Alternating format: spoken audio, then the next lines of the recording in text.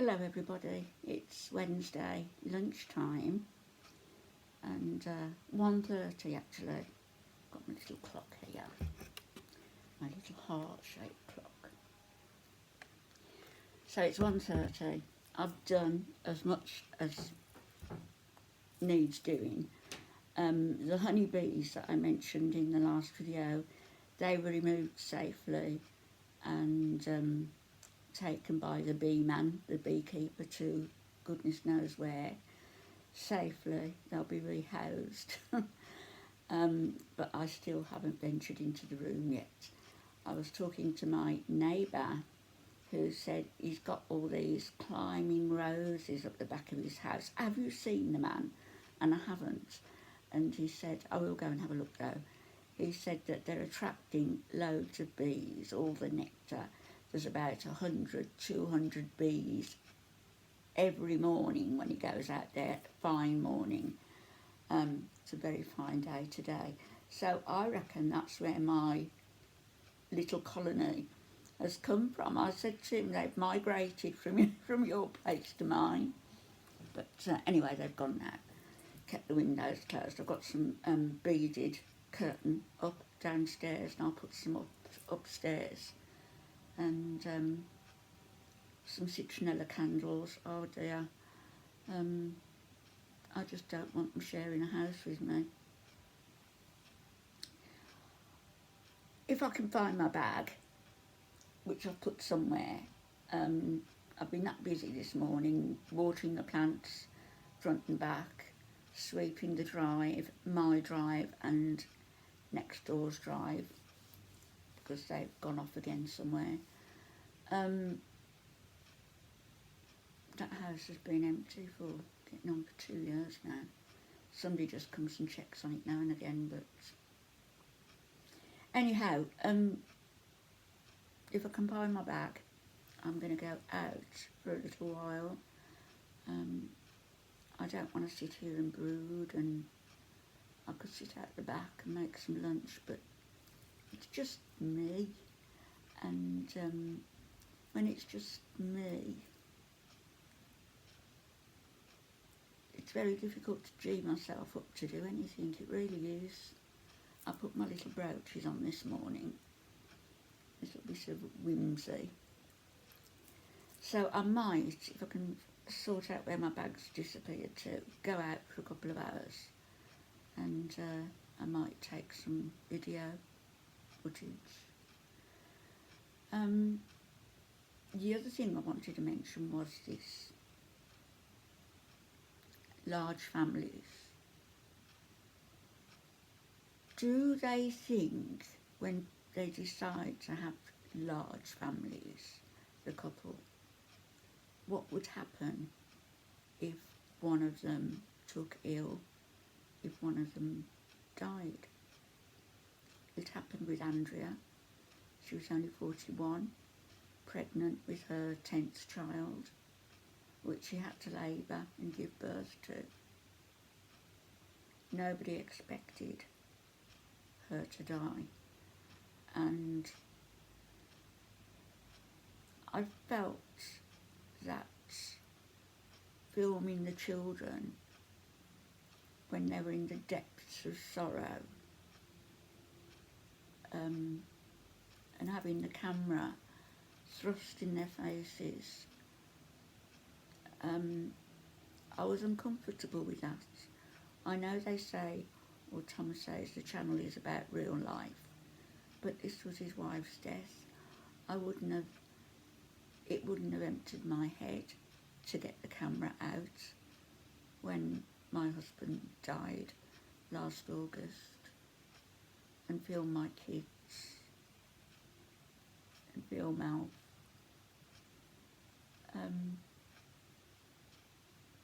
I just wanted to say that because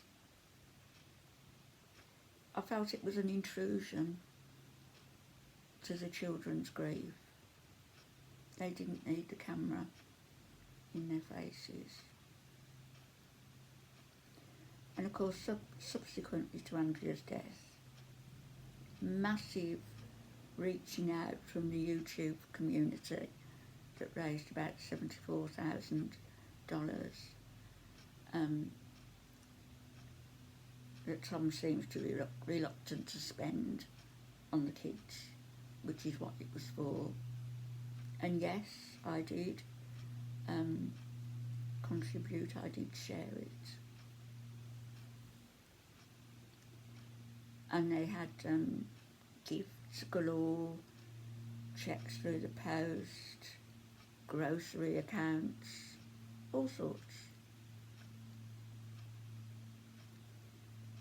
And Andrea's insurance.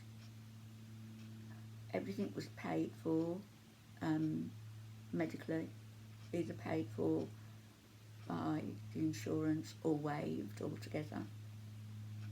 Andrea's uncle chipped in. So financially, they're set up well, very well indeed. Just from my point of view, if it was me, I would want to get those children therapy. I'd want to get them the best of everything medically. I'd want to get one of my children braces straight away if they were needed.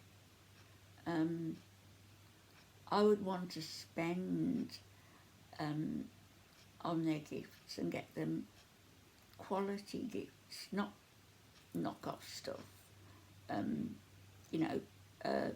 cheaply, shoddily made stuff, shoddily made Lego.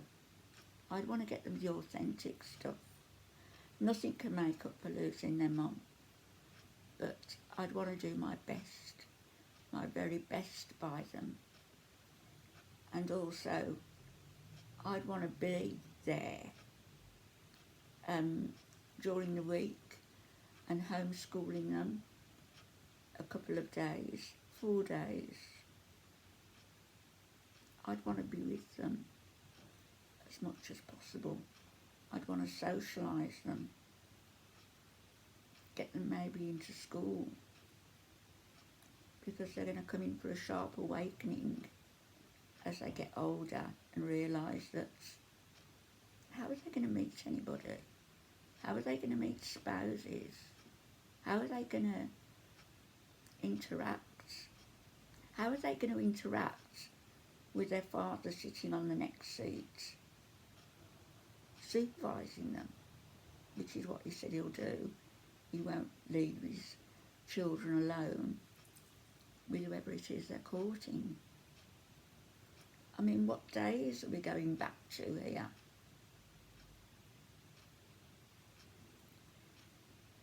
So that's what I wanted to say about that. But there's another YouTuber, Cluttered Mother. She and her husband, I think she had 4 children when she met him. I don't know how many he had, say another 4. And then they've had about 8 between them together.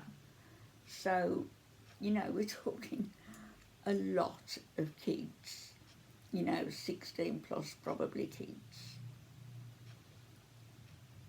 The others are grown up, they're probably about 8 who are still dependent on their parents. And she said she wouldn't be averse to having more if God blesses them. You have to take responsibility yourselves. If you don't stick it in and jiggle it about, then the egg isn't going to be fertilised by the sperm. But now her husband, it's been found, has a medical problem. He has a mass. I'm not quite sure where she said it is. Is it his digestive system? They don't know yet whether it's cancerous, or hadn't up until yesterday, whether it's cancerous or whether it's benign. She looks to me as though she's struggling at the moment with the kids she's got, that she's worn out with them. There was one video where she was lying flat on the floor, as though she just wanted to block everybody out. God forbid, and I wouldn't wish it on them, but what would happen if something did happen to him and she was left alone with all those children to cope with. I doubt very much whether she'd remarry. It would take a very brave man to take on all those children and to take on a wife who's tattooed from head to toe. I mean, she's certainly been marked, hasn't she, as her husband's territory, with tattoos all down her back that she didn't want, her arms, her face. Who would take all that on? And I think what I'm getting at here is, when people decide that they're going to have all these children, do they even think about the consequences should one partner die?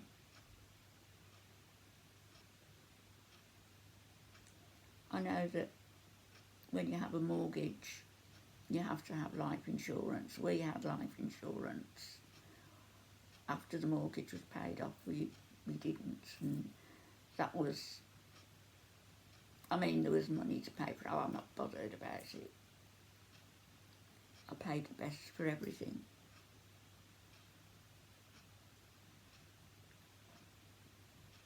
The YouTube community is very generous, very caring in general, and we'll reach out and we'll help.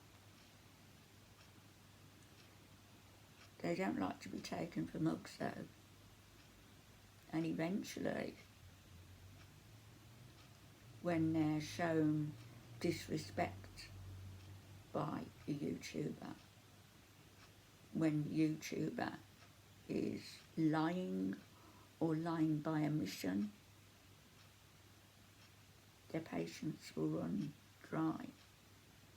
Their generosity will come to a halt. What happens then?